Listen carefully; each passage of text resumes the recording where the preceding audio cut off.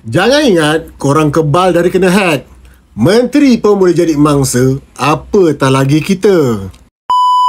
WhatsApp Menteri Dalam Negeri Datuk Seri Saifuddin Nasution digodam. Apa yang dia buat lepas tu?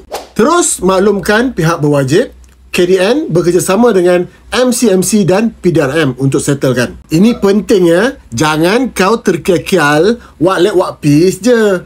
Nanti lesap duit kau moyan pula.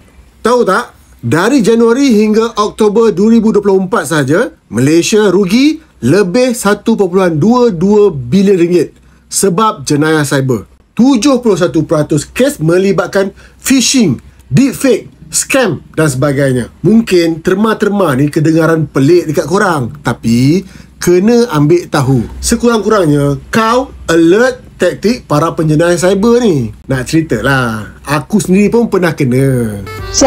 Kesian no. Walaupun aku ada lebih 20 tahun pengalaman dalam bidang IT, tapi hackers berjaya juga godam page Facebook aku. 40,000 followers lenyap. Puncanya, aku install satu apps, sekali ada spyware. Long story cut short, habis semua access page Facebook, dia sapu. 3 red flag yang kau mungkin dah masuk perangkap scam ataupun phishing. Pertama, tiba-tiba kau dapat mesej pelik dari nombor kenalan. Siap dia bagi link, suruh kau klik. Nombor 2, kau menang hadiah walaupun tak masuk apa-apa kontes. Tahniah, anda menang iPhone 16. Sah, scam. Ketiga, dapat email atau mesej minta maklumat peribadi.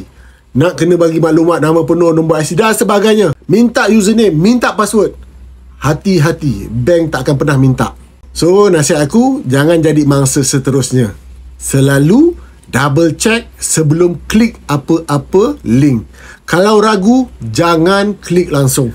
Kalau dah terkena, lapor cepat-cepat ke Cyber 999, PDRM atau MCMC. Nanti, mereka akan guide kau langkah seterusnya. Kita ambil iktibar dari apa yang berlaku dengan Datuk Seri Saifuddin Nasution. Ingat ya, ambil tahu sebersedikit apa yang berlaku supaya tak terjadi pada kita. Please, be alert.